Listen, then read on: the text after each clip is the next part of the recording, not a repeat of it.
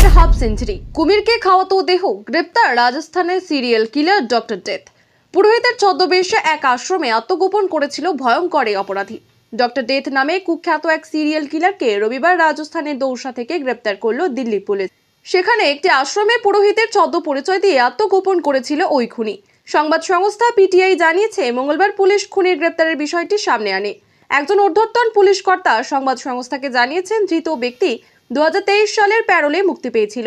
তারপর থেকে উধাও হয়ে যায়।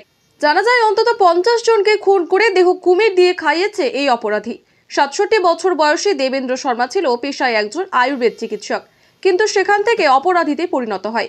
একাধিক খুনের মামলায় দোষী সাব্যস্ত হয়েছিল সে। উত্তরপ্রদেশের কাশগঞ্জে কুমির অধ্যুষিত হাজরা খালে তার শিকারদের মৃতদেহ ফেলে দিয়ে লোপাট করে দেওয়ার জন্যই তার নাম শিরোনামে উঠে এসেছিল।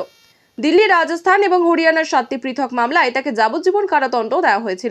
গুরুগ্রামের একটি আদালত তাকে মৃত্যুদণ্ডও দিয়েছে। Deputy commissioner of police Aditya Gautam পিটিআইকে জানিয়েছেন যে BAMS ডিগ্রিধারী দেবেন্দ্র শর্মা 2002 সাল থেকে 2004 সালের মধ্যে বেশ কয়েকটি ট্যাক্সি ও ট্রাক চালকের নৃশংস হত্যার জন্য দোষী সাব্যস্ত হয়ে তিহার জেলে যাবজ্জীবন কারাদণ্ড ভোগ করেছিল।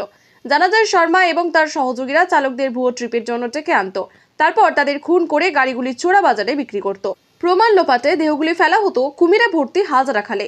তার বিরুদ্ধে অন্তত 27টি খুন, অপহরণ ও ডাকাতির অভিযোগ রয়েছে। 1998 থেকে 2004 সালের মধ্যে বেআইনি কিডনি পাচার চক্রের সঙ্গেও তার নাম জড়ায়।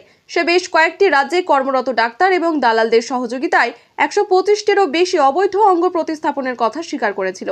যদিও পুলিশের ধারণা অন্তত 50টি খুন সে করেছে। 2023 সালের অগস্টে প্যারোলে মুক্তি পেয়ে উধাও হয়ে যায় সে। তারপর থেকেই তার খোঁজ চলছিল।